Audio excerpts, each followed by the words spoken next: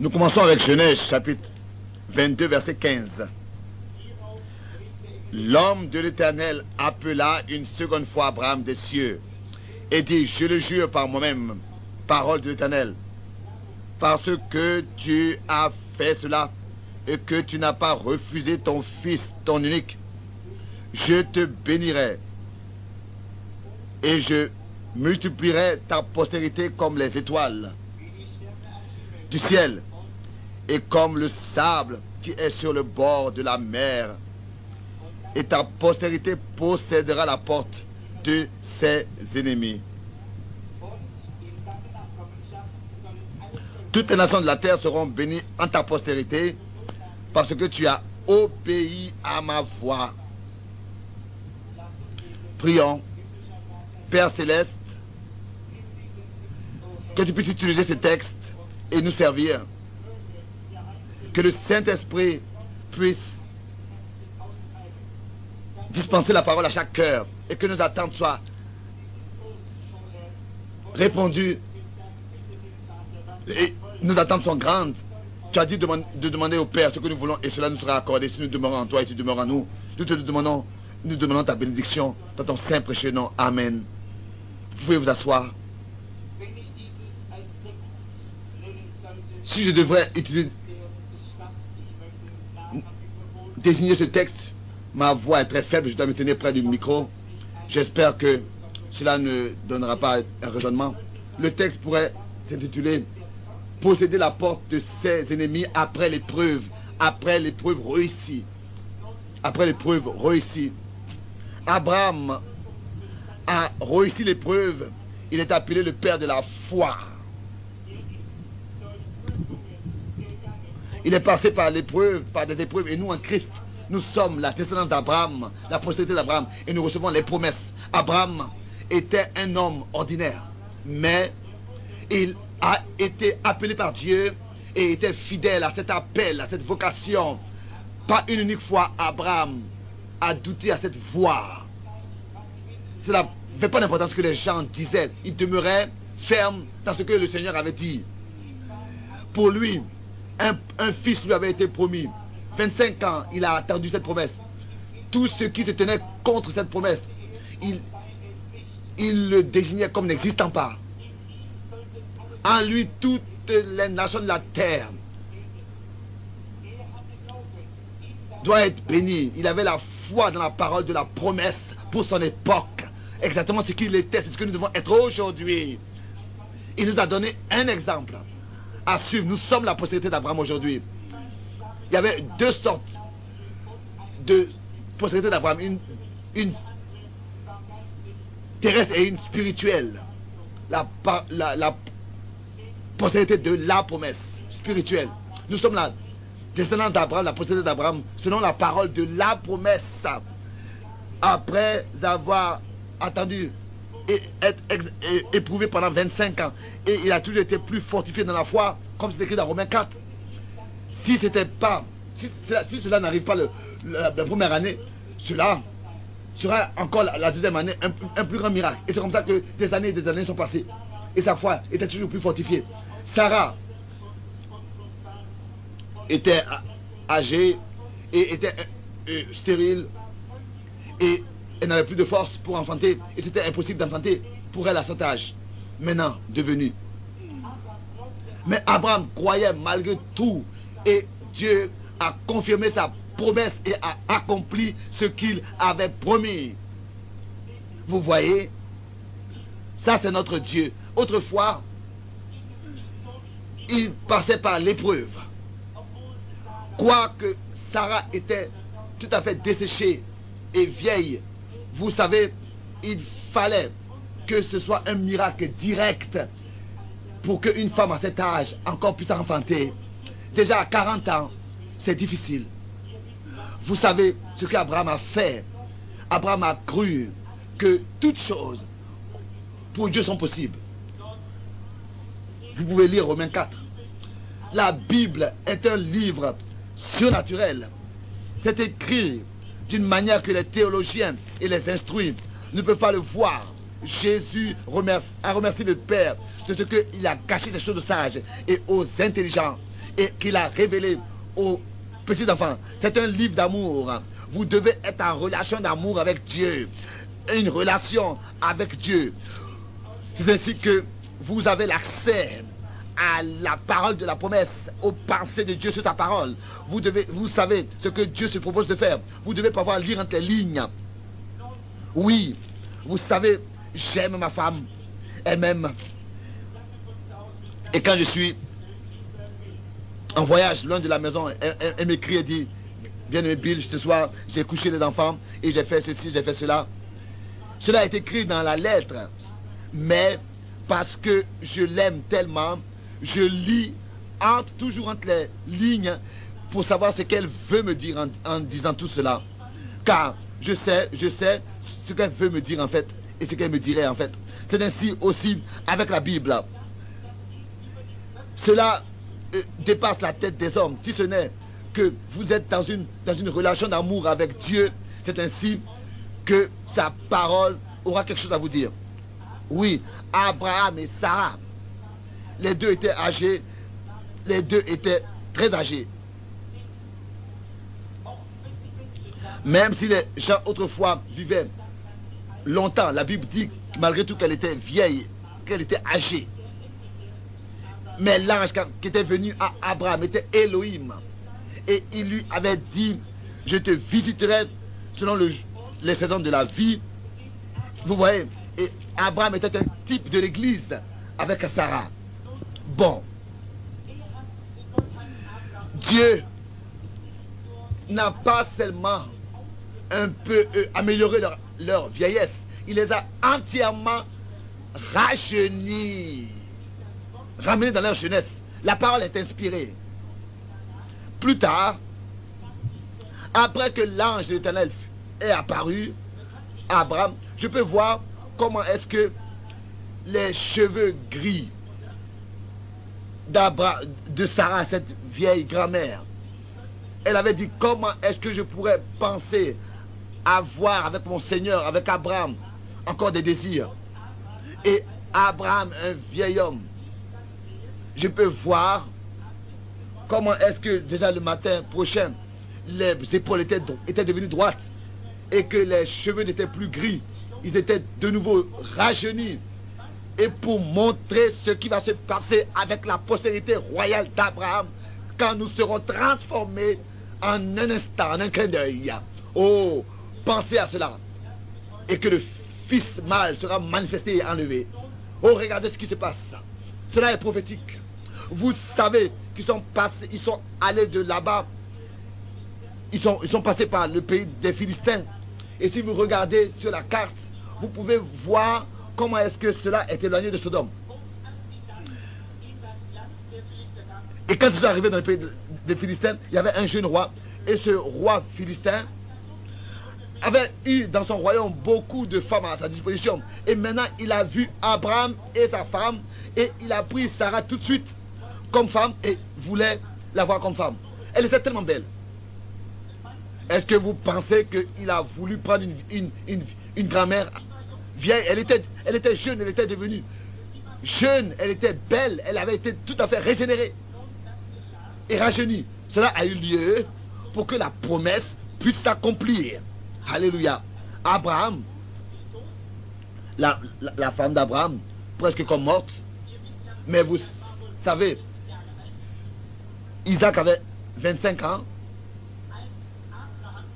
quand Abraham a pris une autre femme et a eu des enfants avec elle, des filles et des filles. Vous devez lire entre les lignes. Dieu a voulu par là montrer ce qu'il allait faire avec tous les enfants de la foi, comme il est écrit, qu'il bénit ceux qui ont la foi d'Abraham. C'est écrit dans Galates 3 et dans Romains 4. Les cheveux gris n'ont aucune importance. Nous serons de nouveau jeunes. Nous serons ramenés dans notre jeunesse. Ces signes que nous montrons était le dernier, ce signe que nous montrons était le dernier signe que la postérité d'Abraham a vu, qu'Abraham a vu avant que le jugement vienne. Nous vivons dans cette heure, comme c'était du temps de Sodome et Gomorrhe. Isaac, à peu près 12 ans, je peux me représenter comment est-ce que sa mère ressentait. Et son père. Et un jour, Dieu dit, l'heure était arrivée, car le Seigneur voulait par Isaac bénir Abraham, mais aussi par lui, toutes les postérités, toutes les nations de la terre devaient être bénies. Et ensuite, le Seigneur avait dit à Abraham qu'il devait prendre son fils qu'il aime, son fils unique qu'il aime, et le sacrifier sur la montagne qu'il lui montrera. S'il vous plaît, est-ce qu'Abraham a manqué de le faire? Non, parce que Abraham était convaincu que Dieu peut ressusciter des morts et restituer. À cause de l'ordre du Seigneur, il est allé et il a fait ce que Dieu le Seigneur lui avait dit, parce qu'il savait que Dieu pouvait le ressusciter, parce qu'il avait donné une promesse qu'en lui toutes les nations seront bénies. Oh, Pentecôtiste, Dieu vous a donné le Saint-Esprit. Ce n'est pas seulement pour parler à l'âme, mais pour que toute la puissance de Dieu soit manifestée. Vous pouvez lire dans Hébreux chapitre 11. Abraham croyait que Dieu peut ressusciter des morts. Il est capable de faire toutes choses. Croyez la parole de Dieu. Croyez la parole de Dieu, telle que Dieu l'a dit. Oui. Pendant 3 jours, ils ont marché là-bas, de là-bas. Oui.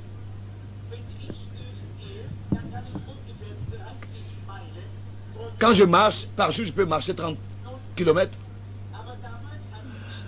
Mais autrefois, donc 30 miles, autrefois, ils étaient sur le dos d'un chameau.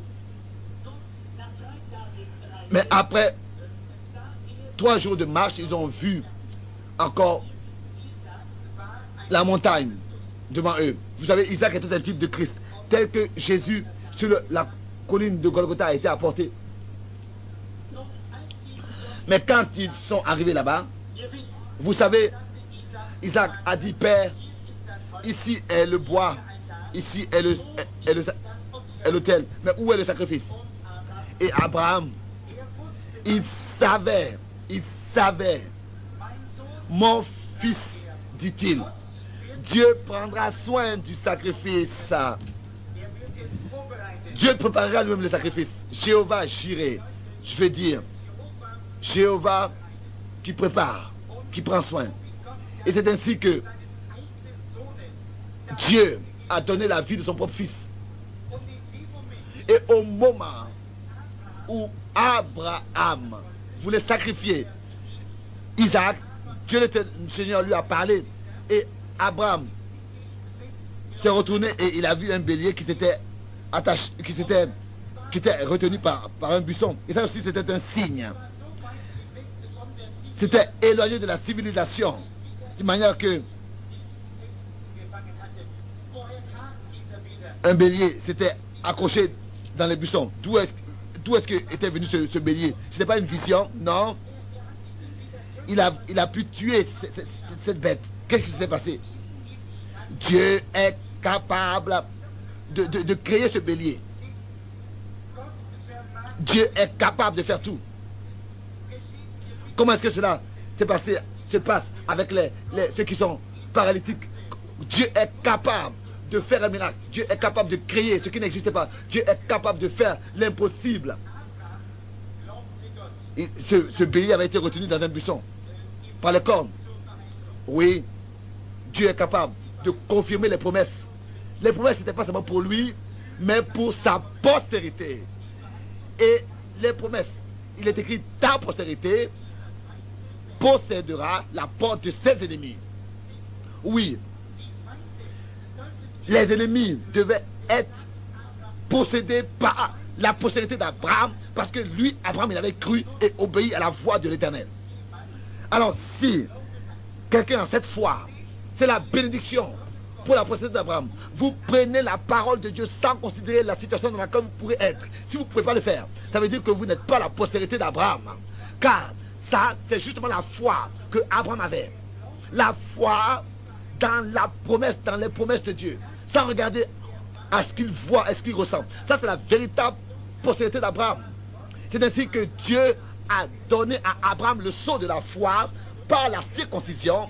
Notre sceau est selon Hébreux 4 verset, et Éphésiens 4 verset 30, c'est le sceau du Saint-Esprit après que nous avons réussi l'épreuve, que nous avons l'épreuve derrière nous. Alors nous recevons le sceau du Saint-Esprit. Beaucoup prétendent avoir le Saint-Esprit. Beaucoup aussi veulent prouver qu'ils l'ont. Mais si ils ne sont pas en accord avec la parole de la promesse dans leur époque, ils n'ont pas alors le Saint-Esprit. Non. Nous croyons chaque promesse de la parole de Dieu. C'est ainsi que nous sommes scellés avec l'esprit de la promesse, en accord avec la parole que Dieu a donnée pour notre époque. Éphésiens 1, verset 13. C'est ainsi seulement que nous avons le droit de posséder les portes de nos ennemis. De les posséder. Vous devez avoir et être cette semence de la foi. J'ai parlé, n'est-ce pas, à tous de la preuve, du signe. C'est écrit dans 2 Pierre, une fois de même prix. Les Juifs avaient la circoncision, mais Dieu a dit, quand je verrai le sang, cela sera le signe. Mais la vie était dans le sang. Vous voyez, la vie était dans le sang. Elle a été donnée, quand le Seigneur dit dans Matthieu 26, verset 26, ça c'est le sang de l'alliance, mon sang, en tant que preuve que la vie a été donnée pour ceux qui accepteraient le sang dans la foi. Mais ici, il s'agit dans Matthieu 26, l'alliance dans son sang, dans le sang du Fils, la vie de Dieu. Vous devez avoir la foi. Dieu veut voir ce sang, il veut voir cette vie. Vous pensez que nous devons être des gens particuliers? Non, la foi simple, la foi simple, la foi que vous avez sans penser à quelque chose, que vous pouvez vous lever et partir, ou bien monter dans la voiture et démarrer. Une foi simple en ce que Dieu a dit. Agir selon ce que Dieu a dit. Ça n'a pas d'importance. Combien était dans l'alliance que Dieu avait faite, ou bien avait la circoncision. Cela n'avait plus d'importance, si ce n'est que Dieu voyait la vie qui était dans le sang qu'il avait donné pour notre expiation, en nous, par nous, sur nous. Et ils étaient alors sous ce sang, et ils avaient la parole de l'alliance, et la circoncision, et le sang. Il fallait que tout aille ensemble. Car la vie d'une bête avait été donnée. Mais la bête n'a pas d'âme. Mais déjà comme symbole que Jésus, le Fils de Dieu, naîtrait par une vierge et donnerait son sang. Ce sang était le sang de Dieu, la vie de Dieu. Nous sommes sauvés par la vie de Dieu lui-même, par le sang de Dieu, pas par le sang d'un juif, pas par le sang d'un païen, mais par le sang divin qui a coulé pour nous sur la croix à Golgotha. Un sang pur, saint, trésor, précieux pour nous. Vous savez que ça c'est la vérité. C'est en cela que notre rédemption est contenue et a eu lieu. C'est en cela que notre foi est ancrée. Ce sang était le sang de Dieu, la vie de Dieu. Rien ne venait de Marie.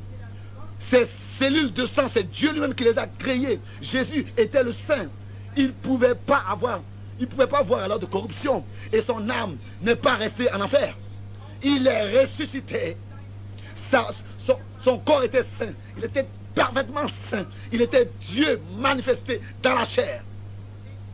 Vous voyez, ce n'était pas le sang d'un prophète. Ce n'était pas le sang de ceci ou bien de cela. Non, nous sommes rachetés par le sang de Dieu. C'est ainsi que cela est écrit dans Actes des Apôtres. Et c'est ainsi qu'il s'est dépouillé. Il a dépouillé sa divinité. Et il est devenu semblable aux hommes. Il a été parenté avec nous pour pouvoir nous racheter. Dieu est devenu homme et a habité parmi nous. Et maintenant nous devons nous dépouiller de notre vieille nature pour participer à la nature de Dieu. Alléluia. Avant de le faire, le sang a coulé et l'esprit est sorti pour revenir sur le croyant et est revenu sur les croyants. Si en tant que croyants nous recevons la parole, alors nous sommes identifiés devant Dieu dans son sang saint et dans sa sainte vie par le Saint-Esprit qui a établi sa demeure dans notre cœur. Ça c'est notre identification. Celui qui croit en moi, dit Jésus, il fera les mêmes œuvres. C'est la même vie, c'est la même puissance, c'est le même esprit, c'est la même parole, c'est tout la même chose. Comment est-ce que nous pourrons alors nous attacher à des dénominations, à des doctrines, à des interprétations? Non. La vie est dans la parole. Paul était lié à l'absolu, à Christ. Et mon absolu, c'est la parole de Dieu, les saintes écritures. Et pour toujours, la parole de Dieu est l'absolu en ce que je suis attaché. C'est en cela que mon espérance est ancrée et que Dieu a identifié ces choses. Et je suis identifié avec lui dans ses promesses. Et c'est ainsi qu'il s'est identifié avec nous. Dieu s'est déclaré identique à nous. Et nous déclarons identique à Dieu. De cette manière, sa foi à nous, pas quelque chose que vous avez sous contrôle, mais quelque chose que lui, il a sous contrôle. Par la foi dans votre cœur, la promesse qu'il a donnée, ça n'a pas d'importance combien de religions vous possédez, ou bien de combien de fois vous avez été baptisé devant bien derrière. Ça n'a pas d'importance. Si ce n'est que le sceau vous a été appliqué, sinon vous ne pourrez pas vous identifier au sacrifice apporté pour vous. Ça, c'est le sceau de Dieu. Éphésiens 4, verset 30. N'attristez pas le Saint-Esprit de Dieu, avec lequel vous avez été scellés pour le jour de votre rédemption.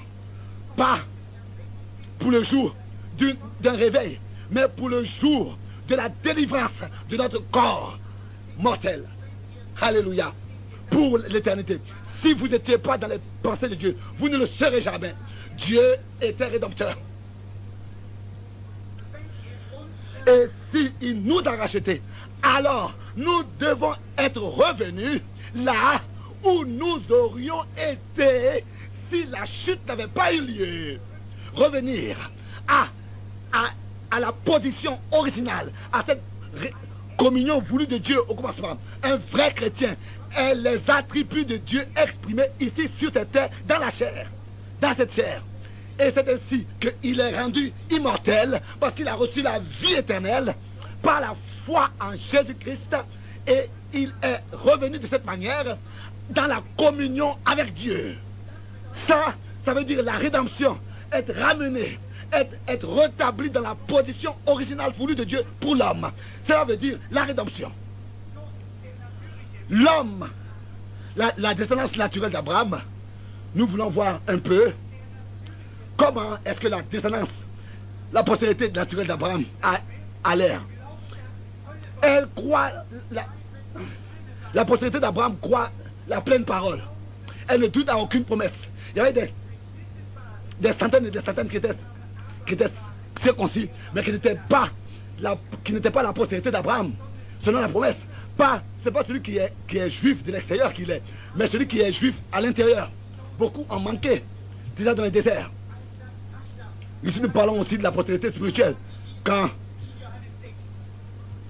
la Pâque était apportée, qu'est-ce que Jésus a dit? Il parlait du rocher. Dans Jean 6, il parlait du pain qui était descendu du haut des cieux. Et il disait, nos pères ont mangé de la manne dans le désert. Et Jésus a dit, mais ils sont morts tous.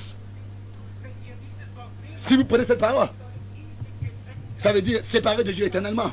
Ils étaient semences d'Abraham, bien sûr, ils étaient possédés d'Abraham, mais ils sont tous morts dans le désert. Vous avez dire, mort veut dire séparation. Mis à part, mort, séparé, dissous. Bon, Jésus avait dit, ils sont morts, Jean 6. Ils étaient tous des juifs circoncis. Aujourd'hui, notamment les méthodistes, les presbytériens, les baptistes, les pentecôtistes, et aussi dans ce message, plein d'interprétations. Qu'est-ce que c'est tout ça? Vous devez vous identifier entièrement avec la parole de Dieu. Et Dieu doit lui-même rendre témoignage et vous sceller de son Saint-Esprit par une question en relation avec la parole. Pour les promesses dans le temps dans lequel nous vivons. Non. Éphésiens 1, verset 13. Et 1 Thessaloniciens 2, verset 13. Et si, par exemple, on dit que la lumière brille et que quelqu'un ferme les yeux et dit qu'il n'y a pas de lumière qui existe, avec un tel homme, il y aurait quelque chose qui ne va pas. C'est ainsi aussi spirituellement. Si on parle de la lumière que Dieu a donnée et que les hommes ne veulent pas le voir et ne voient pas. Quoique la parole de Dieu est devenue claire et que la lumière par la parole prophétique a été manifestée et qu'ils demeurent malgré tout avec les dénominations et ils ne voient pas la lumière, ils ne veulent pas la voir. Alors il y a quelque chose qui ne va pas. Comme c'est écrit dans 2 Corinthiens chapitre 4, le Dieu de ce monde a aveuglé leurs yeux et leur compréhension spirituelle. Il y a quelque chose qui est faux spirituellement. Ils ne peuvent pas voir la lumière de la parole prophétique manifestée. Ils sont aveugles et ils ne le savent pas. Mais cela sera manifesté le jour du jugement. Que Dieu puisse lui-même faire grâce. Bon, quand ils l'ont fait, soyez attentifs à ce qui s'est passé. Tout était la postérité d'Abraham. Prenez ces 3 hommes à Babylone. Ils n'ont pas servi et rendu un culte à cette statue. Ils n'ont pas voulu se prosterner devant ce que le roi avait ordonné. Et cette image, car cette statue avait été faite selon l'image de Daniel. Et c'était une fausse manière d'adorer. C'est vrai, ça avait été l'image d'un saint homme, mais la manière avec laquelle il voulait être reconnaissant à Dieu était fausse. On doit recevoir la révélation. Daniel était capable d'interpréter les songes et le Seigneur parlait avec lui. C'est pour cette raison qu'ils lui ont fait une telle image. Et c'est la même chose qu'ils font encore aujourd'hui avec les hommes de Dieu. Mais nous ne procédons pas devant ces choses. C'était des païens. Et ces hommes, ces vrais hommes, n'ont pas voulu se procéder devant ces choses. Ils étaient restés vrais avec la parole de Dieu. Et c'est ainsi qu'ils ont possédé la porte de leurs ennemis. Ils ont rendu un culte seulement au véritable Dieu vivant. Ils étaient convaincus de ça. Aussi Daniel, dans les moments d'épreuve, il était resté ferme et il a possédé la porte de ses ennemis. Même dans la fosse au lion. Les autres ne savaient plus ce qu'ils devaient faire avec lui. Il était la postérité d'Abraham spirituelle, royale. Il pensait seulement à une seule chose, à le jeter dans la fosse au lion. Mais Dieu a fermé la gueule des lions. Vous voyez, Daniel est resté vrai avec la parole de Dieu, sans se joindre et se prosterner aux imitations. Chaque signe a une voix. Et ce qui s'était passé, c'était comme ça que du temps de Moïse. Dieu avait parlé avec Moïse. Et quand il faisait des miracles, déjà les autres étaient là. Et faisaient aussi des miracles. Mais Moïse est resté ferme jusqu'à ce que la victoire de Dieu soit manifestée et que la différence soit faite entre l'imitation et la chose véritable. Ça n'avait pas d'importance. Combien d'imitateurs ont apparu? Moïse avait donné l'ordre de faire sortir le peuple. Il ne s'est pas laissé égarer par ce qui s'est passé devant lui. Il a accompli ce que Dieu lui avait dit. Il croyait la parole de la promesse. Qu'est-ce qui s'est passé avec Josué? Un autre, un grand conducteur, une postérité d'Abraham. Seulement 2 sont entrés dans l'empire de la promesse. Josué et Caleb. Le peuple d'Israël est arrivé jusqu'à Kabes Barnea. Et avec eux, la nouvelle génération qui se sont circoncis. C'est là où Dieu a fait le jugement. Les 12 espions sont allés et 12 sont revenus. Mais il y en a 10 qu'on dit. Nous ne pouvons pas nous emparer de ce pays, c'est trop difficile. Nous sommes devant eux comme des petits criquets. Mais qu'est-ce que Josué a fait? Il a calmé le peuple, comme Moïse l'a fait de son temps. Et il a dit, nous sommes plus que capables de nous emparer du pays. Alléluia. C'est ce que Paul a dit dans Romains 8. Nous sommes plus que pas capables de vaincre par celui qui nous a aimés. Et sa foi était ancrée dans la parole de la promesse. Vous voyez, Dieu vous a accordé déjà la guérison. Mais vous devez rentrer en bataille pour vous emparer de ça spirituellement. Vous devez le posséder. Chaque promesse vous appartient déjà, mais vous devez posséder sa promesse. Vous voyez, Josué l'a fait et a fait ce que Dieu lui avait dit. C'est ainsi, avec la postérité d'Abraham, elle possède tout ce que Dieu lui a donné. Elle croit que ce que Dieu a dit est vrai et que nous sommes plus que capables d'entrer en possession du pays. Car ça, ce sont les promesses de Dieu pour nous. Josué avait dit, calmez-vous, Dieu combattra pour vous. Dieu a donné les promesses et il a déjà accordé en donnant les promesses la victoire. Quand ils sont arrivés au Jourdain, qu'est-ce qui s'est passé? Dieu a accordé la victoire. Et la victoire, le Jourdain, ça veut dire mourir. Et nous avons la victoire si nous sommes morts en Christ. Et ils étaient capables de nous emparer des portes de leurs ennemis. Ils ont possédé la porte de leurs ennemis. Et tout devait être obéissant au peuple d'Israël. Même le soleil devait obéir à la postérité d'Abraham. Dieu doit se tenir dans ce qu'il a dit et se tenir du côté de ceux qui croient les promesses de Dieu. Dieu a donné la promesse, il a dit, je suis le médecin. Et dans Exode, c'est écrit, et il est écrit, ils imposeront les mains aux malades et ceux-ci seront guéris. Ceux qui croient, voici les miracles et les accompagnements. Tout est possible à ceux qui croient. C'est écrit dans Marc et dans Matthieu. Dieu ne peut pas abandonner la postérité d'Abraham. Dieu peut même faire arrêter le soleil.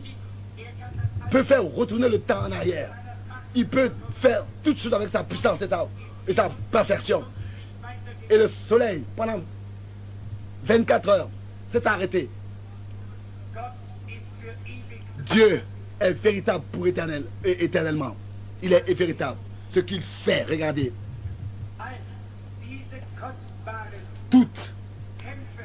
Tous ces combattants, ces héros merveilleux, comme nous pouvons aussi les voir dans Hébreux 11, tous ont possédé la porte de leurs ennemis par la foi, par la conviction des choses qu'ils ne voyaient pas.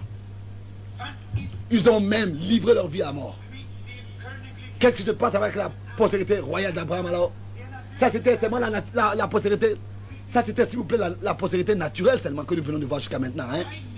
Mais maintenant, qu'est-ce qui en est de la postérité royale, spirituelle, qui par Jésus-Christ est devenue croyante et qui sont devenues une nouvelle création en Christ Jésus? Où est notre possession? Où est notre héritage? Dans quelle position nous nous tenons? Parce que la postérité naturelle était seulement un symbole, une image. Ils étaient tous nés par une naissance naturelle. Mais Christ était né d'une manière surnaturelle. Donc l'engendrement était surnaturel. Quoique la naissance était naturelle. C'était lié à la promesse, à la parole de la promesse. Et nous sommes nés aussi par la parole de la promesse, par l'Esprit de Dieu, par la parole. Oui. Alors qu'il marchait sur cette terre, il a possédé toute la puissance du diable. Il a promis par la parole que nous aussi par lui, nous avons déjà la victoire. Il est venu pour nous donner la victoire. C'est écrit dans Colossiens chapitre 2 verset 9. Il a vaincu le diable et les portes de l'enfer. Romains 16 verset 20. Toute la postérité d'Abraham naturelle devait combattre pour rentrer en possession. Mais depuis Christ, lui, il a déjà combattu pour nous. Il a déjà possédé les portes de l'adversaire pour nous. Est-ce qu'il ne nous a pas dit ce que vous déliez sur terre est délié au ciel, et ce que vous liez sur terre est lié au ciel? Est-ce que nos paroles ne sont pas un absolu? Si dans la foi nous prononçons ce qu'il a dit, que si nous prononçons et que nous croyons que cela est accompli, cela s'accomplira. Chaque maladie, chaque péché, chaque adversaire, le péché, le diable, l'enfer, la mort, il a vaincu toutes choses. Il a vaincu ce que tous les autres ne pouvaient pas vaincre. Ce qu'un Élie ou bien un autre prophète ne pouvait pas vaincre. Quoi qu'il était la postérité d'Abraham, mais naturelle. Il a vaincu la tombe, l'enfer, il a vaincu toutes choses. Et maintenant, nous sommes plus que vainqueurs par lui qui nous a aimés. Nous passons par les portes déjà possédées de l'adversaire. Il a déjà combattu pour nous. Satan est déjà vaincu. Toute la puissance de l'adversaire est vaincue. Toute maladie est déjà possédée et vaincue. Oh, comme c'est merveilleux. Je peux maintenant louer. Je me sens rajeuni. Nous avons affaire à une puissance déjà vaincue, à un adversaire déjà vaincu. Est-ce que Paul n'a pas dit, mort, où est ton aiguillon? Enfer, où est ta victoire? Oh, loué soit Dieu qui nous a déjà accordé la victoire par Jésus-Christ notre Seigneur. En lui, nous sommes plus que vainqueurs. Nous possédons déjà la porte des ennemis. Déjà, nous sommes la postérité royale d'Abraham. Car il est allé devant nous et il a possédé déjà chaque porte des ennemis. Après presque 2000 années, il est de nouveau parmi nous par la colonne de feu en tant que le victorieux puissant sur l'enfer, sur la mort, sur la maladie. Chaque adversaire, tout l'enfer est vaincu. Tous les démons, il a vaincu toutes choses. Il est ressuscité le troisième jour. Il vit. Et après presque 2000 années, il prouve qu'il est le même, hier, aujourd'hui et éternellement, le même vainqueur parmi nous ici. Oh, comme c'est merveilleux. Et l'adversaire le sait très bien. Mais il ne veut pas que vous le sachiez, que vous en soyez conscient. Mais lui, il le sait très bien qu'il est vaincu. Christ vit et il habite. Et il veut se manifester parmi les élus et confirmer qu'il a vaincu la mort et qu'il a vaincu toutes choses. Et il vous accorde la puissance par le Saint-Esprit. Et il vous baptise dans le corps du Christ. Pour former une union parfaite. Vous êtes scellés alors dans le corps du Christ avec le Saint-Esprit. Abraham a vu cela en avance. Il a vu, il a reçu la promesse. Vous regardez dans Jean 14, verset 12, cela est écrit. Et cela est confirmé dans la fin des temps. Maintenant, dans Jean 8, il est dit qu'Abraham l'a vu, a vu ce jour. Pas un système, mais une personne, Christ, le victorieux vainqueur. Pas mon assemblée, pas ton assemblée, pas baptiste, méthodiste, pas pentecôtiste, mais mon Jésus-Christ. Il vit aujourd'hui. Il est ressuscité pour pour notre justification, Romains 4. Et parce qu'il vit, je peux vivre aussi, et vous pouvez vivre aussi. L'homme ne vit pas de pain seulement, mais de toute parole qui sort de la bouche de Dieu. Vous voyez, il est la résurrection et la vie. Celui qui croit en lui ne mourra pas, mais vivra. Et celui qui vit et qui meurt vivra. Et qui croit en lui. Gloire à Dieu. Les portes de chaque ennemi est possédée. Est déjà possédée. Si la parole de Dieu, de la victoire, dans laquelle sont ceux qui doivent vaincre, nous pouvons ainsi rencontrer toutes choses. Oh, Église, repose-toi en Dieu et en sa parole, comme ces choses sont merveilleuses.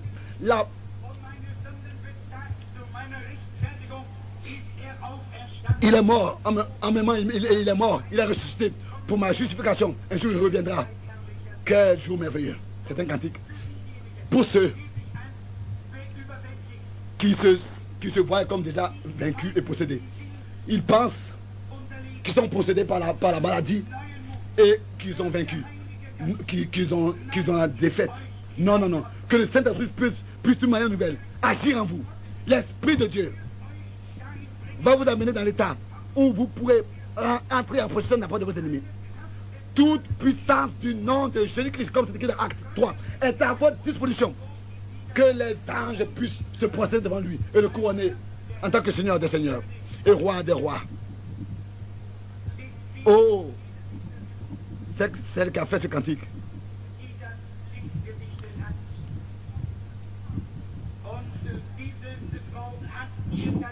Et cette femme n'a pas vendu son talent pour une Cadillac ou bien pour quelque chose d'autre. Mais elle a utilisé son talent pour glorifier Dieu par des cantiques spirituels. Elle a écrit, Seigneur, ne passe pas tel que tu as fait grâce aux autres. Ne passe pas sans me faire grâce. Tu es important pour moi plus que la vie. Qu'est-ce que j'aurais d'autre au sein de la terre si ce n'est que toi? Psaume 73. Vous voyez, Dieu est présent. Et pour, d'une manière nouvelle, manifester sa victoire, nous voulons prier.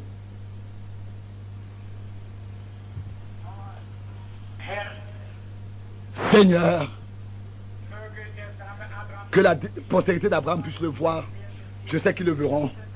Cette postérité, cette parole, cette semence sortira dans les bons cœurs, le bon sol. Que tous ceux qui sont venus sur la ligne de prière soient guéris. S'il y en a encore qui sont ici, qui ne sont pas encore connus, qui ne sont pas encore consacrés à toi, qui ne sont pas encore pour toi, qui puissent se détourner de toutes ces choses mortelles et froides, et ces religions et ces assemblées froides, qui puissent venir à toi et te recevoir. Tu te tiendras alors pour eux au jugement, alors que nous avons courbé nos têtes, avant que nous prions. Qui veut maintenant rendre témoignage en levant les mains qu'ils veulent voir et être sauvés et guéris? Votre nom est écrit dans le livre de la vie et vous voulez maintenant venir à lui. Vous êtes venus jusqu'alors à l'assemblée seulement. Je vous demande maintenant de venir à Christ. La parole devenue chère. Est-ce qu'il y a quelqu'un encore qui serait là? Y aura-t-il encore quelqu'un? Que Dieu te bénisse, que Dieu te bénisse, que Dieu vous bénisse, que Dieu vous bénisse, que Dieu te bénisse. Oui, vous prenez votre position en Christ, ces bons hommes, ces bonnes personnes, même si vous êtes proche de la mort. Rappelez-vous, si maintenant vous vous tenez pour lui, il se tiendra pour vous. N'ayez pas honte de lui, il n'aura pas honte de vous. Mais si vous le confessez devant les hommes, il vous confessera devant le Père Céleste. Que Dieu te bénisse, que Dieu vous bénisse. Aussi sur les balcons, alors que nous attendons. Il y en a qui sont ici, dans la grande salle. Je vous prends à votre parole. La parole est tombée dans un bon sol, comme avec cette femme au puits. Oui, elle était déjà représentée au ciel.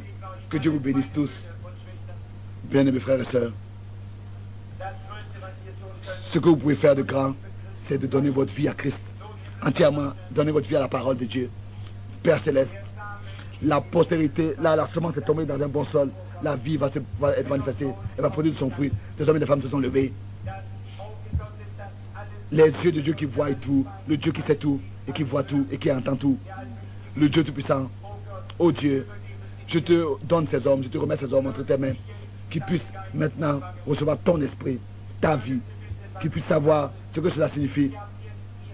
Ils ont pris leur position maintenant avec les méprisés du Seigneur, les rejetés, qui puissent pour toujours demeurer vrais et sincères et honnêtes jusqu'à qu'ils se tiennent dans ta présence directe.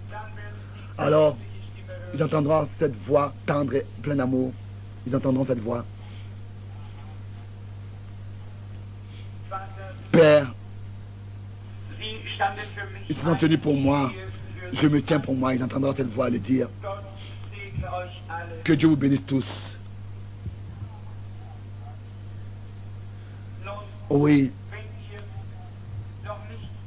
Si vous n'avez pas été encore baptisé avec du baptême biblique d'eau, alors que cela ait lieu. Cherchez une assemblée biblique. Bon, je voudrais aussi prier aussi pour les mouchoirs que les hommes ont apportés. Père Céleste, partout il y a des hommes qui attendent que ces mouchoirs leur soient apportés dans des hôpitaux ou bien à la maison, ils sont couchés. Seigneur, que tu puisses aller avec tous ceux qui apporteront ces mouchoirs et que tu puisses prouver que tu honores leur foi comme avec Abraham autrefois et que tu guéris les malades et que tu les lèves et que tu les guéris. Que tout soit guéri. Nous te le demandons dans le Saint-Nom de Jésus-Christ. Amen. Le texte que nous avons choisi aujourd'hui, c'est dans Actes des Apôtres, chapitre 2, en commençant avec le verset 25.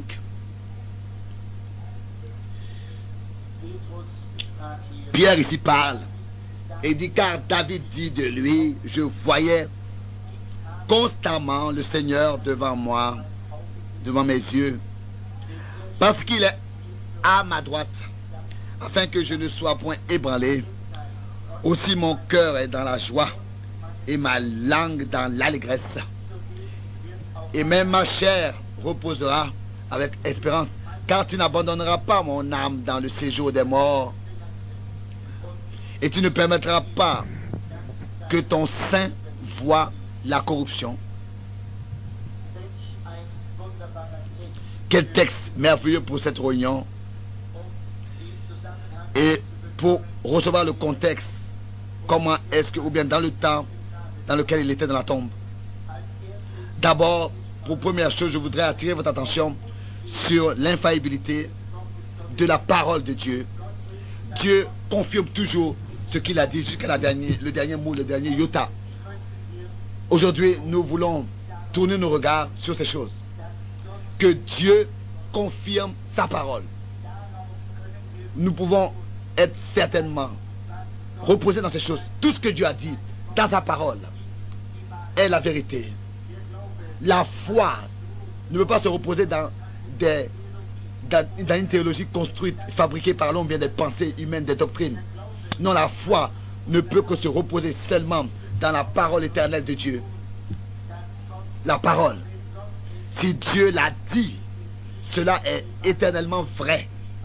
Et la vérité est éternelle. Et personne ne peut reprendre ces choses et dire, jamais Dieu pourra reprendre cela et dire, je ne l'ai pas pensé ainsi, je ne l'ai pas dit ainsi. Non. Moi, je peux dire quelque chose. Vous pouvez dire quelque chose. Et le corriger et le reprendre. Et n'est-ce pas, nous sommes connus pour cela en tant qu'hommes, que nous sommes obligés parfois de reprendre nos paroles et de retirer nos paroles. Nous l'avons dit par ignorance ou bien alors sans évaluer notre possibilité de l'accomplir. Mais Dieu, il est différent. Il est infaillible. Il est infini. C'est pour cette raison qu'il ne dit rien si ce n'est que cela est absolument parfait. Jamais il n'a besoin de retirer ce qu'il a dit. Jamais il a besoin de s'excuser à cause de ce qu'il disait. Toujours, c'est la vérité. Dans ces jours dans lesquels nous vivons, Dieu a envoyé son Fils à cause du péché du monde. Vous savez, c'était dans le plan de Dieu, avant même la fondation du monde. Dieu a prononcé sa parole. Et pour lui, c'était déjà une chose accomplie. Après qu'il l'ait prononcé, si nous pouvions comprendre cela, ce que cela signifie, quels autres hommes nous serions alors si nous pouvions comprendre ce que cela signifie. Nous serions transformés. Si nous pouvions être conscients que chaque désobéissance appelle un jugement et que même nous rendrons compte pour chaque parole inutile et que les desseins de notre cœur seront mis en lumière. 1 Corinthiens 4, verset 5, Matthieu 12, verset 33 et 37. Alors nous voulons déjà maintenant être devenus lumière, selon Éphésiens 5, verset 8 et 13. Et si nous sommes conscients de ces choses, nous nous examinerons moment après moment, heure après heure. Et c'est ainsi que les justes seront bénis et les bénédictions de Dieu les accompagneront. Et c'est ainsi que nous comprendrons que chaque écriture s'accomplit. Nos pensées sont toujours dirigées vers cela. Ça a toujours été ainsi.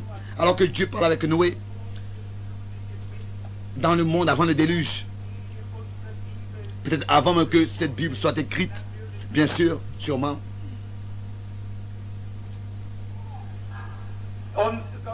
Et Dieu avait dit ce qui allait arriver. Et avant que quoi que ce soit devienne visible de ce que Dieu avait dit en tant que preuve que Dieu l'avait dit, Noé déjà dans la crainte de l'Éternel a vécu et a fait ce que Dieu lui avait dit pour sauver sa famille avant même qu'il y ait un petit signe de quoi que ce soit. Dieu ne l'a pas laissé seul. Non, c'était la parole de Dieu. Cela devait s'accomplir tel que Dieu l'avait dit. Oui, alors que Job, vous savez, le plus vieux livre de la Bible qui a été écrit, c'est sûrement avant même la Genèse écrit, avant que Moïse ait écrit. Cela a été pris dans la Bible. Job, dans son temps, avant les livres de Moïse, il s'est reposé entièrement dans ce que Dieu lui avait dit. Il s'est tenu là à l'autel et il savait que ce que Dieu avait dit, cela doit s'accomplir. Et quand tout se tenait compte, les choses qu'il attendait, Job, malgré tout, s'est tenu là et savait que Dieu l'avait promis malgré tout. Et Job s'est reposé dans ce que Dieu avait dit. Oh, si l'Église pouvait arriver à cette position où entièrement elle peut se reposer dans les paroles éternelles de Dieu, qu'elles sont la vérité. Regardez seulement ce que Dieu a dit.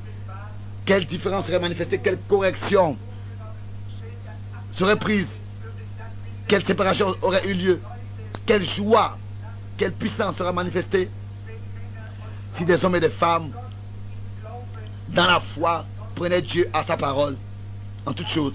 Ça n'a pas d'importance. Quelles circonstances difficiles se trouvent devant nous, ça n'a pas d'importance, ça n'a rien à faire avec cela. Ce que Dieu a dit, c'est ainsi que cela sera, et rien d'autre. Job croyait aussi dans l'épreuve la plus difficile de sa vie et a fait cette expérience avec Dieu. Il était dans la présence directe de Dieu en tant qu'un homme juste trouvé par Dieu. Dieu avait dit tel que Job est parfait et juste, il n'y a aucun autre homme sur terre. Mais Satan l'a éprouvé et voulait qu'il puisse renier Dieu. Il aurait même pu prendre la vie de Job, mais Dieu ne l'a pas permis. Satan avait le droit de faire certaines choses avec lui, mais il n'avait pas le droit de toucher à sa vie. Et quand ces moments critiques sont venus sur lui, sur Job, alors il a dit, je sais que mon Rédempteur est vivant, Job 19, verset 25, et qu'il se lèvera le dernier jour sur la terre. Quand ma peau sera détruite, il se lèvera. Après que ma peau aura été détruite, moi-même je contemplerai Dieu. C'est pas l'importance. Comment est-ce que ça semblait être difficile? Job était ancré dans la foi, dans la parole infaillible de Dieu. Oh, si nous pouvions le faire, il a dit, je verrai Dieu, je contemplerai Dieu. N'est-il pas écrit dans 1 Jean 3 que nous le verrons? Oh, il a dit, je sais que mon Rédempteur est vivant. Alléluia. Oui, il a la parole, il a la révélation. Et c'est ici, j'ai le droit de dire que l'Église du Dieu vivant est fondée sur la révélation de Dieu. Pas sur un homme, pas sur une organisation ou bien une dénomination, mais sur la révélation de l'Esprit du Dieu vivant depuis le commencement sur sa parole. Comment est-ce que Abel pouvait savoir quelle sorte de sacrifice il avait à apporter? Cela lui a été révélé. Alors Jésus a posé la question, qu'est-ce que les hommes disent que le Fils de l'homme est? Les réponses étaient différentes. Alors il a dit, qu'est-ce que vous dites que je suis? Il ne s'agit pas de ce que les autres disent, mais de ce que vous dites, de ce que vous savez que est la vérité. Qu'est-ce que vous dites? Vous, mes disciples, c'est la question qu'aujourd'hui nous avons. Qu'est-ce que vous dites? Pierre a dit rapidement et sans hésiter, tu es Christ, le Fils du Dieu vivant. Jésus, qui connaissait les cœurs de tous, les pensées cachées des cœurs, il n'était rien d'autre que Jéhovah manifesté dans la chair. Il a dit, béni sois-tu Simon, fils de Jonas, car ce n'est pas la chair et le sang qui te l'ont révélé, mais mon Père qui est au ciel. Et sur ce rocher, je bâtirai mon église, et les portes des morts ne provoqueront pas contre elle.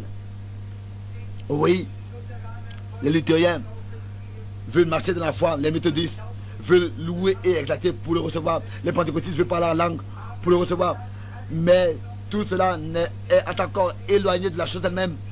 C'est une révélation divine de Jésus-Christ qu'il se révèle aux hommes dans leur cœur. Sur ce rocher, je bâtirai mon église, et les portes des morts ne pourront pas contre elle.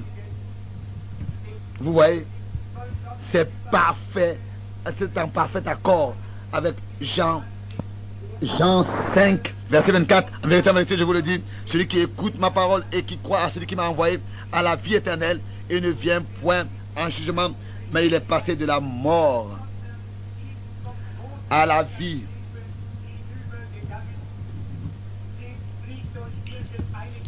Pas par une sensation ou même par une expérience, mais Christ révélé en vous, Dieu des cieux, à vous, Dieu des cieux, sur ce rocher, je bâtirai mon église. Alors, nous pouvons une fois pour toutes nous reposer en lui, sans être ébranlés, demeurer en lui et être en lui, comme Job autrefois. Si par exemple, on dit poussière sur poussière et terre sur terre, cela ne concerne pas l'âme, non. La vie est une réalité. Et c'est ainsi que la corruptibilité est donnée à la corruptibilité, Mais nous devons prendre le sérieux de la vie. L'atome n'est pas le but, même si c'est pierre sur pierre et tombe sur tombe, et même si c'est poussière sur poussière. Non, quand nous quittons cette terre, alors nous allons quelque part d'autre. Je prends la parole de l'apôtre qui a dit, quand nous, dans 2 Corinthiens 5, quand nous remettrons cette tente, nous avons un domicile préparé de Dieu, par Dieu, qui nous est préparé. Nous allons dans ce domicile-là. 2 Corinthiens chapitre 5. Abraham, Isaac et Jacob, Job, tous ces prophètes, ils attendaient et croyaient que la résurrection viendra et que le Rédempteur viendra pour les délivrer. Vous voyez, ils se sont reposés en lui dans ce qu'ils avaient reçu comme témoignage par sa parole. Abraham, Isaac et Jacob, Daniel, Jérémie, tous ces hommes, ils se sont reposés tous entièrement dans ce que Dieu avait promis. Ils savaient que le jour arrive. Ils ont été pris dans le paradis. Vous voyez, car les sacrifices de l'Ancien Testament ne pouvaient que couvrir le péché, mais pas le pardonner. Vous voyez, car ils devaient toujours de nouveau apporter ces sacrifices. Mais quand la vie du Fils de Dieu a été apportée et que son sang saint a coulé, nous avons été pas seulement pardonnés, mais justifiés. Et sa vie est revenue sur nous, à nous, pour se manifester par nous. C'est écrit dans Romains 5. Et du temps de Job et pendant l'Ancien Testament, ceux qui avaient cru ont attendu déjà que cela soit manifesté dans leur temps. Mais tous ont été ensevelis en Palestine. Ils savaient que la résurrection autrefois n'allait pas avoir lieu en Égypte. Je vous le dis, tous, on m'a donné toutes sortes de désignations et de noms. Ça n'a pas d'importance pour moi. Ce que les gens, comment est-ce que les gens m'appellent, cela n'a pas d'importance, cela ne compte pas. Je veux seulement savoir une seule chose, que je suis en Christ, mort en lui, et que ma vie est cachée avec Christ en Dieu, comme c'est écrit dans Colossiens, et que je suis scellé par le Saint-Esprit.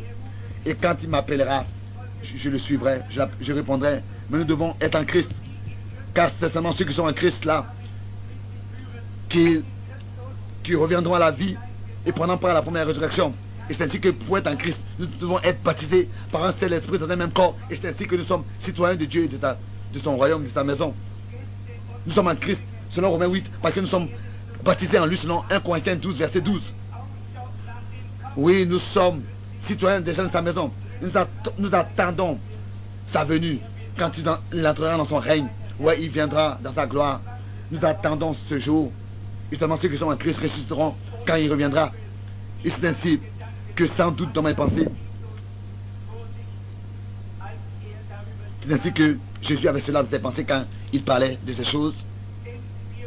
Car nous savons qu'en lui est la plénitude de la divinité qui a habité corporellement. Il était tout, Père, Fils et Saint-Esprit, manifesté. Vous voyez, les attributs de Dieu sont manifestés. Il s'est créé un corps. Dieu n'est pas son corps, non. Il était déjà comme un homme il avait l'apparence d'un homme des Ancien Testament. Moïse l'a vu, les prophètes l'ont vu. Et tout ce qu'ils ont promis, ou bien alors tout ce que Dieu a promis par eux, cela s'est accompli. Vous voyez, nous attendons ces choses, de quitter cette terre pour être avec le Seigneur.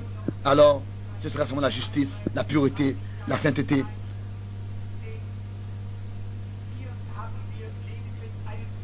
Ici, nous avons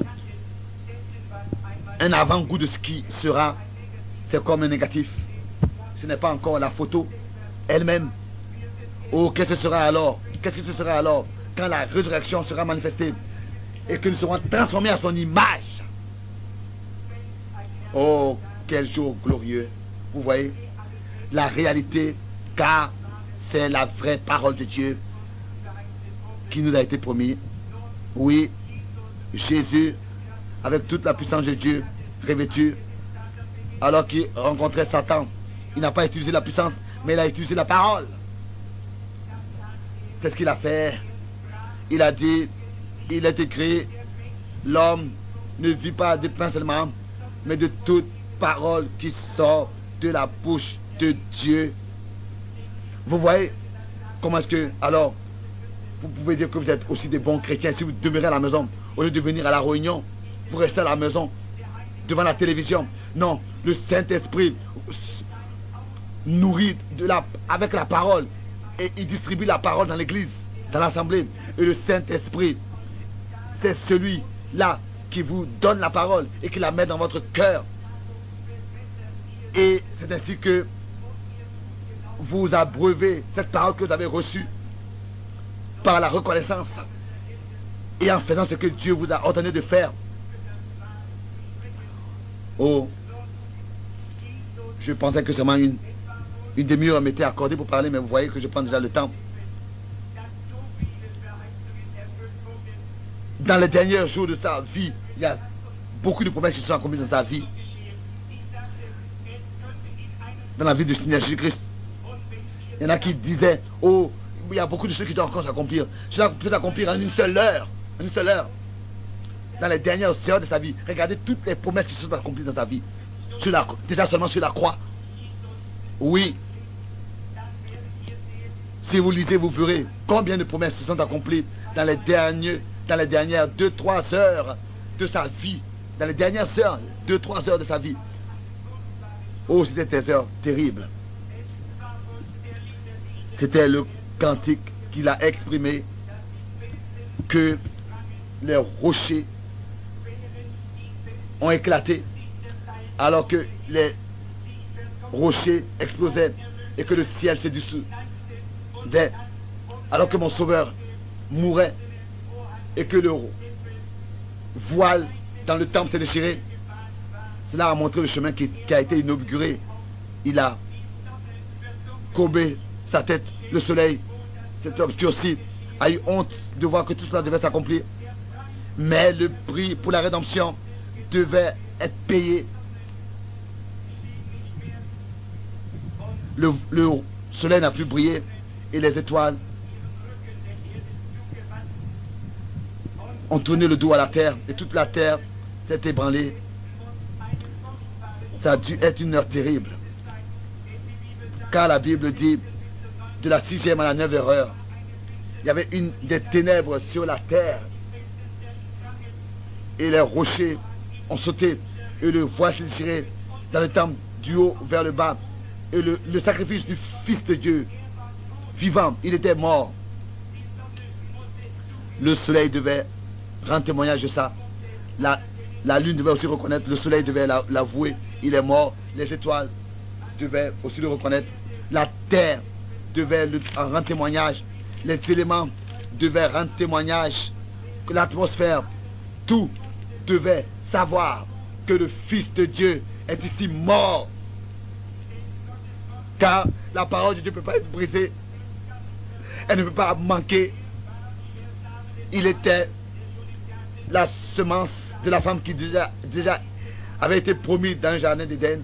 Qu'est-ce que c'était? Qu'est-ce qu'il a fait? Alors qu'il a été pris de la croix. Alors son corps a été mis dans la tombe. Il n'avait même pas d'endroit pour reposer sa tête. Et il a été mis dans la tombe d'un autre.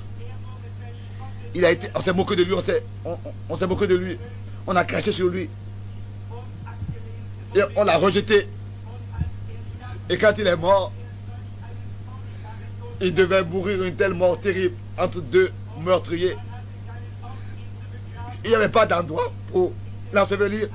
On l'a enseveli dans la tombe d'un autre, le Dieu du ciel. Et nous pensons, oh, qu'est-ce que nous sommes? Nous sommes orgueilleux, nous pensons être quoi que ce soit. Oh, si nous pouvions penser à la vie du Fils de Dieu, de ce qu'il a fait pour nous, comment nous pouvons nous penser encore être quelque chose? Et quand Jésus mourit, je peux le voir ce vendredi. Je vois comment est-ce qu'il frappe à la porte. Et il est allé, la porte est ouverte. Il y a eu des hommes, il y a eu des femmes, il y a eu des jeunes femmes. Tous étaient là-bas réunis. Dans l'endroit terrible. L'endroit de ceux qui sont morts et qui ne sont pas sauvés. S'il y avait un temps, je vous le dirais, peut-être que c'était une vision, mais j'étais dans cet endroit. Alors que j'étais encore un pécheur et que j'étais sur une table d'opération, j'ai été là-bas, là où les gens qui ne sont pas sauvés vont. Oh, dans cet endroit terrible, en enfer. Jésus est entré là-bas en enfer. Tout devait rendre témoignage qu'il était le Fils de Dieu, car ils ne croyaient pas du temps, alors que Noé parlait et prêchait. Ils n'avaient pas cru. Et il a dit, je suis celui dont Enoch et tous les prophètes ont parlé. La semence de la femme, je suis cette semence de la femme qui devait venir briser, écraser la tête du diable. Je l'ai accompli. Je suis mort à Golgotha. J'ai versé mon sang. Mais ces gens étaient morts sans miséricorde, sans espérance. La porte a été fermée devant eux. Là-bas étaient tous ceux qui n'avaient pas été sauvés dans leur époque. Il a frappé, il a ouvert. C'était pendant le temps où son corps était dans la tombe. Il a visité les deux endroits, là-bas en bas, l'endroit et aussi l'endroit où il y a ceux qui sont sauvés. Les deux endroits étaient en bas de la terre. Ainsi que le diable est sorti, je peux l'entendre lui dire, oh, je peux entendre le diable dire, oh, maintenant une fois pour toutes tu es ici. Je pensais que je t'avais eu alors que j'avais tué Abel. Je pensais que je t'avais eu alors que cette semence avait été promise. Satan a toujours essayé durant tous les âges de détruire cette semence. Et par la mort d'Abel, et après que Seth ait pris sa place, c'était déjà un type de Christ. Et le diable avait dit, je pensais que je t'avais eu déjà, alors que j'avais tué Abel.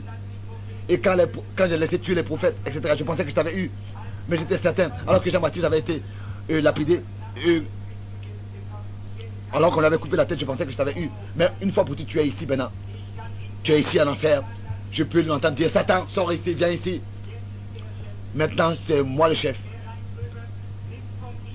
Il lui a pris les clés de la mort et de l'enfer. Et il a dit, Satan, je veux que tu le saches pour toujours. Tu as assez longtemps retenu les hommes. Je suis le Fils du Dieu vivant. Et j'ai vaincu toutes choses sur la croix. Et maintenant je suis ici. Tu n'as aucun droit. Tu n'as plus de droit. Tous les droits t'ont été ôtés. Et je peux voir, alléluia, comment est-ce que devant sa face, les portes de l'enfer sont fermées. Et ensuite, il va vers ceux qui ont entendu, qui étaient sauvés du temps de Noé. Il va maintenant vers ceux qui sont sauvés. Ayant la clé de l'enfer et de la tombe. Et il dit, j'ai les clés de la mort et de l'enfer. Pierre avec les clés du royaume de Dieu. Mais Jésus, les clés de l'enfer. Il est le chef. Vous voyez? Et maintenant, il va vers les autres groupes où Abraham, Job et tous les autres se trouvaient. Où sont ceux qui ont mis leur confiance en Dieu? Est-ce qu'ils ont été oubliés? Non. Non. Est-ce que c'était tout? Non, jamais. Dieu devait confirmer sa parole. Je peux le voir. Il est allé au paradis. Et il est entré. J'ai vu Sarah et Abraham entrer. Et ils ont entendu frapper à la porte. Abraham a ouvert la porte. Et il a dit, bien-aimé, viens, bien-aimé, il parla à Sarah, bien-aimé, viens et vois. C'est le même qui était avec moi autrefois, sous l'arbre. Le même. Le Dieu d'Abraham. Le même du temps de Daniel. Je peux le voir. Qui regardait. Et il a dit, ça c'est le même que j'ai vu. Cette pierre qui s'est détachée. J'ai vu, j'entendais Daniel. Je peux entendre Daniel dire, je vois Job venir et dire, mais ça c'est celui que j'ai vu. Peut-être qu'il n'y avait plus rien de son corps qui existait, mais là-bas il a vu malgré tout. Et Ézéchiel est venu et a dit, mais ça c'est lui que j'ai vu. Cette roue parmi les roues que j'ai vues. Oh, comme c'est merveilleux. Et donc est venu. Et il a dit, mais je l'ai vu venir avec des milliers de saints. Comme c'est écrit dans Jude. Là, étaient les saints de l'Ancien Testament qui attendaient. Ils étaient sous la réconciliation du sang.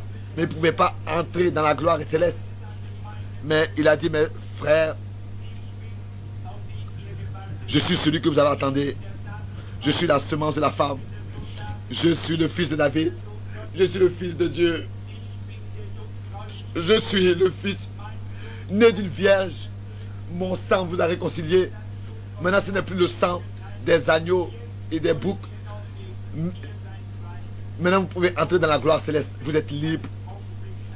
Oh, regardez quel moment merveilleux c'était. Je peux voir Abraham dire, entendre Abraham dire, Seigneur,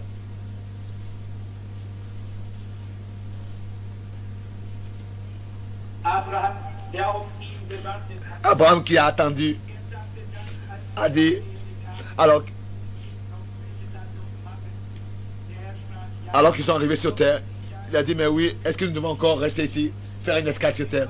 Le Seigneur a dit oui.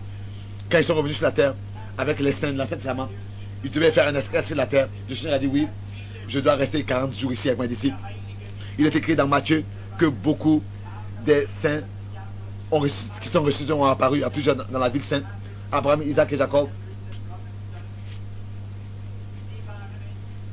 C'était ceux-là qui sont montés et qui sont allés dans la ville. Ils seront plus malades et vieux. Non. Ils ont apparu à beaucoup. C'était pas tout. Qu'est-ce qui s'est passé ensuite? Quand il est monté, on ne voyait que lui. Mais les saints de l'Ancien Testament sont montés aussi avec lui. Quand il est écrit, il a rendu captifs les captifs et il a donné des dons aux hommes. Vous voyez?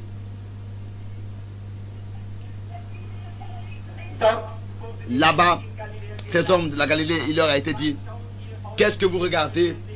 Le même du haut des cieux dans Actes chapitre 1, le même Jésus qui est monté, qui a été pris du milieu de vous, reviendra de la même manière que vous l'avez vu monter. Mais Jésus est monté avec les saints de l'Ancien Testament. Il a dépassé la lune, les étoiles, le soleil. Il est monté plus haut et quand ils sont arrivés au ciel, les saints de l'Ancien Testament ont crié,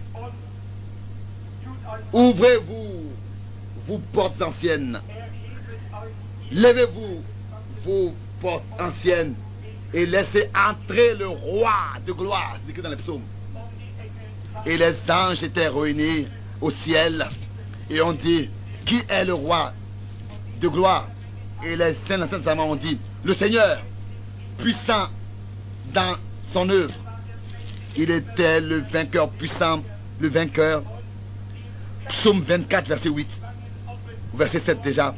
Les portes sont ouvertes et les saints de l'Ancien Testament sont entrés. Alléluia. Psaume 24, verset 7 et 8. Et 9. Et la chorale des anges a chanté. Et il avait la clé sur la mort et l'enfer. Et ils ont éclaté dans la gloire. Et ils sont rentrés dans les palais de la gloire. Il a dit, Père, les voici. Ils ont cru ta parole que je viendrai. Maintenant, j'ai vaincu toutes choses, l'enfer, la mort et le diable. Vous voyez, il avait les meurtrissures. Il pouvait prouver qu'il était dans la bataille. Oh, loué soit Dieu dans la gloire. Et il est le victorieux puissant, le vainqueur. Les voici, Père, Abraham, Isaac et Jacob, tous. Je peux l'entendre dire, mon fils, assieds-toi sur ma droite, jusqu'à que tous tes ennemis soient mis sur ton marchepied. Oh, bien, frère et sœur, un jour il reviendra. Quel jour merveilleux ce sera. Quand son corps était dans la tombe, il n'était pas sans action, il est allé dans les endroits inférieurs de la terre. Il a pris les clés de l'enfer et il parle avec nous. Il a dit, parce que je vis, vous devez aussi vivre. Je me pose la question aujourd'hui. Est-ce que vous ne savez pas, ou bien que vous ne comprenez pas? Vous pouvez seulement vivre parce que lui, il vit et qu'il est mort pour vous. Avez-vous accepté ce sacrifice? Est-ce que vous lui avez dit déjà que vous l'aimez? Vous savez, le temps va vers sa fin. Je me pose la question, est-ce que vous avez accepté Christ en tant que votre sauveur personnel? Est-ce que vous ne voulez pas le faire pendant que nous courbons courtement les têtes? Pécheur, Dieu est le péché, mais il aime le pécheur. Il aime le pécheur, mais il haït le péché. Il a donné son Fils unique pour qu'il puisse boire la coupe amère. Ne l'oubliez jamais. Il est devenu semblable à vous pour que vous puissiez devenir semblable à lui. Il est devenu comme vous pour que vous puissiez devenir comme lui. Il a été fait péché. Il a dit, mon Dieu, pourquoi m'as-tu abandonné? Il était dans la mort, séparé de Dieu, pour que vous, dans sa mort, vous puissiez être réconciliés et unis avec Dieu. Il a été fait péché. Ce n'était pas ses péchés, c'était vos péchés qui ont été mis sur lui, pour que vous puissiez devenir enfants de l'obéissance. Il a pris votre place en tant que création mortelle pour que vous puissiez être en lui, devenir fils et filles de Dieu éternel. Est-ce que sa lumière n'a pas lui dans votre chemin? Est-ce que vous voulez qu'on pense à vous dans la prière? Et dites, je l'aime. Oui, que Dieu vous bénisse, que Dieu vous bénisse. Pendant que la musique un peu joue, souhaitez-vous les bénédictions de Dieu? Comme nous pouvons être heureux dans ces lieux célestes, en Christ, d'être assis en Christ dans les lieux célestes, d'être assis dans le repos. Ça n'a pas d'importance de quelle religion vous venez, catholique, juif, pentecôtiste, baptiste, méthodiste. Ça n'a pas d'importance. Comme nous sommes heureux d'avoir communion ensemble dans la présence directe de l'agneau. Et que ça n'est pas merveilleux? Combien sentent bien? Est-ce que vous ne sentez pas qu'il y a quelque chose qui est présent? Ça c'est lui, c'est le Saint-Esprit. Cet homme ici confesse que nous sommes étrangers l'un de l'autre. Même si nous sommes nés ou bien des années différentes, dans des années différentes ou bien à des régions différentes. Dieu sait tout sur moi, sait tout sur lui. Et si le Seigneur veut révéler à cet homme, ce qu'il veut, pourquoi est-ce qu'il est ici, ou bien qu'il y a quelque chose qui est sur lui, que moi je ne peux pas savoir, quelque chose sur lui que moi je ne peux pas savoir, je ne l'ai jamais vu, je ne le connais pas. Si le Seigneur le fait, combien alors diront Amen et croiront? Bon, le frère et moi nous sommes ici. Jamais nous nous sommes rencontrés dans la vie, nous ne nous connaissons pas et nous ne savons pas, nous ne connaissons rien l'un de l'autre. Que le Seigneur puisse l'accorder. Je voudrais parler avec lui, avec ce monsieur, avec ce frère. Je voudrais voir si le Seigneur parlera avec lui. Je vois l'homme. Il essaie de se lever d'une chaise, et c'est-à-dire très lentement. C'est l'athlétisme. Il y a quelque chose qui ne va pas avec ses poumons. Ça a été causé par de la poussière.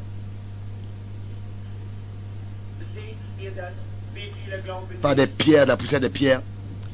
Combien le voient, plus je parlerai avec lui et plus il me serait dit des choses sur lui. Est-ce que vous voulez que je parle encore avec lui Bon,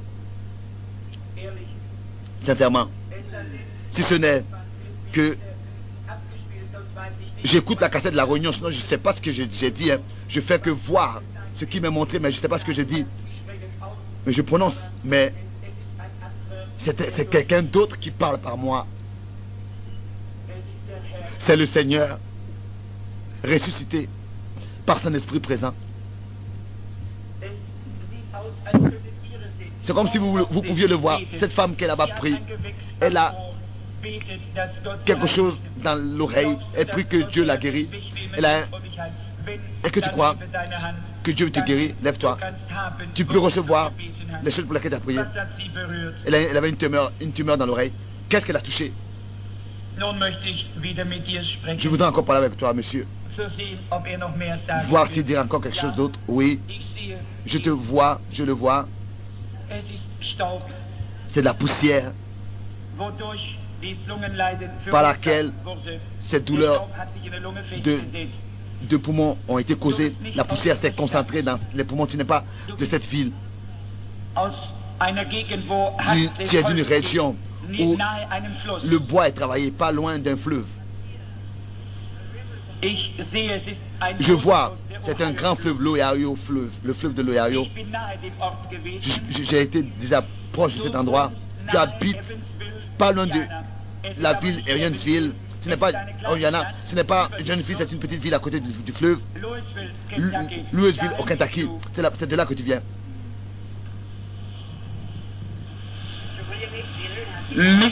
Monsieur Williams Wheeler, si tu crois, tu peux être guéri et repartir à la maison. Que le Seigneur te bénisse. Croyez-vous tous? Nous sommes étrangers l'un de l'autre. Alors lève ta main si c'est vrai, merci. Pour que l'Église sache que c'est ainsi. Si le Seigneur béni me révèle, pourquoi est-ce que tu es ici? Est-ce que tu le croiras? Est-ce que tu l'accepteras? Est-ce que tu croiras que c'est lui qui répond au désir de ton cœur? Tu es ici pour quelqu'un d'autre. Tu veux utiliser ce mouchoir pour cette personne. Ce quelqu'un est une femme. Cette personne est une femme. Elle est plus jeune que toi. C'est ta fille. Et elle est très nerveuse. Et elle a quelque chose dans sa tête. Une tumeur. Et elle est dans de grandes difficultés. Elle n'est pas sauvée. Elle est une pécheuse. Elle est dans le péché. Et son mari est un catholique. Et tu as un neveu et le petit est à peu près 4 ans. À peu près 4 ans, il est possédé par le diable. Ces paroles sont vraies. Prends ce mouchoir et va. Et ne doute pas. Dieu te récompensera à cause de ta foi. Que le Seigneur te bénisse.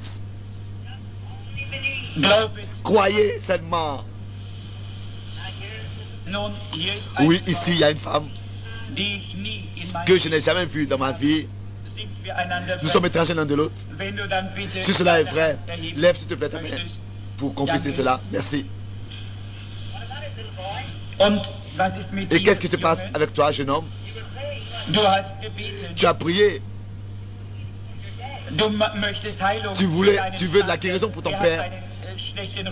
Il a des douleurs de dos. Ne crains pas, tout ira bien. Croyez-vous? Croyez. Qu'est-ce que ce jeune homme a touché? C'est pas moi qui l'a touché. Il a touché Christ par la foi. Il est grand sacrificateur qui peut être touché par notre faiblesse. La femme qui est assise là-bas, la femme âgée, elle regarde ici. Elle a des douleurs de cœur, elle a des diabète.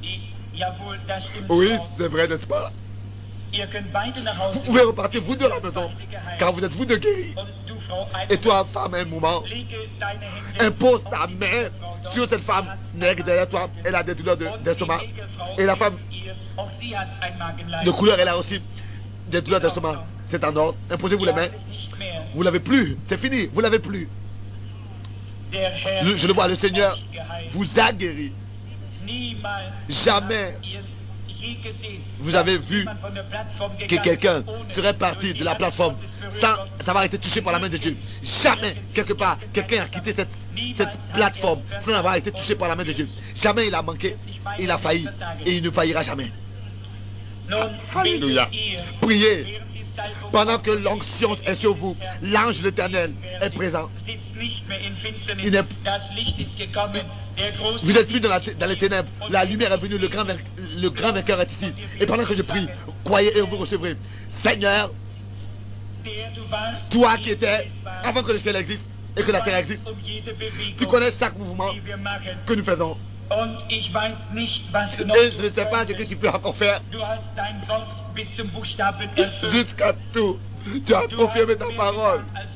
Tu as fait plus que nous pouvions penser. Et prier des milliers de personnes ont été aveuglés par la lumière parce qu'ils ont manqué de marcher dans la direction de la lumière. Mais tu as ouvert les yeux de plus de milliers de personnes. Oh Seigneur notre Dieu, qu'aujourd'hui ce groupe de bien-aimés ne puisse pas rester encore dans les ténèbres et continuer à marcher dans les ténèbres. Que ce jour soit le grand jour pour chacun individuellement. Seigneur, nous essayons de persévérer jusqu'à avoir un réveil comme il est écrit que ce sont les violents qui s'en emparent. Nous essayons de nous emparer du royaume de Dieu. Oh Seigneur notre Dieu, j'ai prêché, je suis enroué, mais maintenant j'ai apporté ton peuple devant ta face. Moi-même je suis faible d'une manière que je ne peux pas me rester debout. Si j'ai trouvé grâce devant toi, fais quelque chose, oh Seigneur, car je crois, oh Dieu, au tout du cœur des hommes, qui puissent savoir que tu te tiens entre moi et eux pour les bénir et pour les guérir, et que le Satan, le diable, le démon du doute puisse les quitter, et que le Saint-Esprit puisse venir, l'esprit de la foi, et remplir chacun de la foi pour qu'il puisse être baptisé comme dans de l'huile là, qu'il puisse être rempli de cet esprit. Je te les consacre et je vais contre l'adversaire et je lui ordonne de les quitter au nom de Jésus-Christ, le puissant vainqueur qui a vaincu et guéri chaque maladie et chaque diable qui est ici aujourd'hui présent, qui a prouvé sa parole et prouvé qu'il est ressuscité. Satan, tu es vaincu. Quitte cet endroit au nom de Saint Jésus-Christ. Sors de ce peuple, de ces hommes, pour que Dieu puisse établir sa demeure dans leur cœur.